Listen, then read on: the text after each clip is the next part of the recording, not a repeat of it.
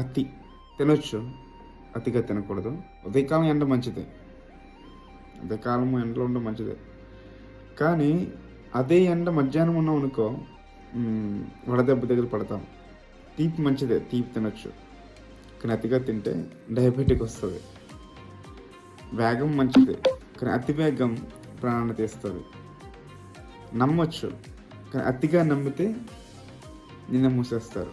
So అతిగా మనము దేన్ని కూడా ఆశించకూడదు, అతిగా మనం దేన్ని కూడా అలవాటు చేసుకోకూడదు.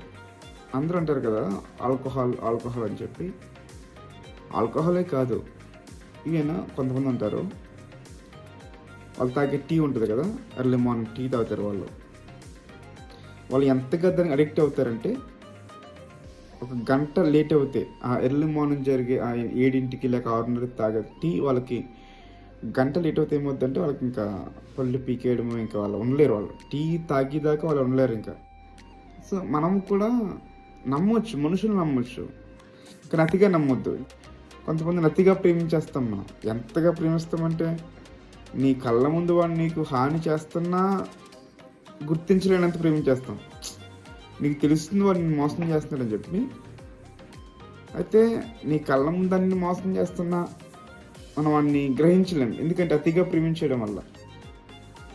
సో మనం ఏం చేసినా సరే అది మితముగా ఉండాలి. నీ మాట మితంగా ఉండాలి, నీ తిండి మితంగా ఉండాలి. దొరికింది కదా అని చెప్పి ఇష్టానుసారం తింటే ఏమవుతుందంటే అనారోగ్య పాలవుతాం. నోరు ఉంది కదా అని చెప్పి ఇష్టానుసారం మాట్లాడితే నీవు అల్లరి పాలవుతావు. విస్తారమైన మాటలు దోషం ఉండక మానదు. కనుక తక్కువగా మాట్లాడాలి. తక్కువగా మనము ఏది చేసినా సరే అతిగా చేయకుండా ఉన్నప్పుడు మన బతుకులు బాగుంటాయి. ఎందుకు చాలామంది జీవితాల్లో నెమ్మది లేదంటే, చాలా కుటుంబాల్లో నవ్వు లేదంటే కారణం అతి చేయడం వల్లే. అతిగా ఖర్చు చేస్తాం, గొప్పకు పోయి మన స్తోమత మించి అతిగా గొప్పలు చేస్తాం, అతిగా ఖర్చు పెడతాం. ఓవర్ చేయడం వల్ల ఏమవుతుందంటే లేనిపోని కష్టాలు, లేనిపోని అప్పులు వస్తూ ఉంటాయి.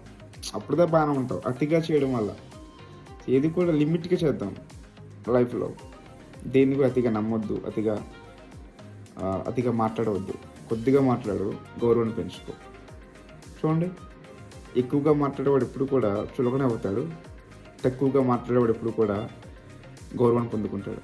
సో అతిగా మాట్లాడుకో, కొద్దిగా మాట్లాడు, గౌరవాన్ని కాపాడుకో. Have a great day.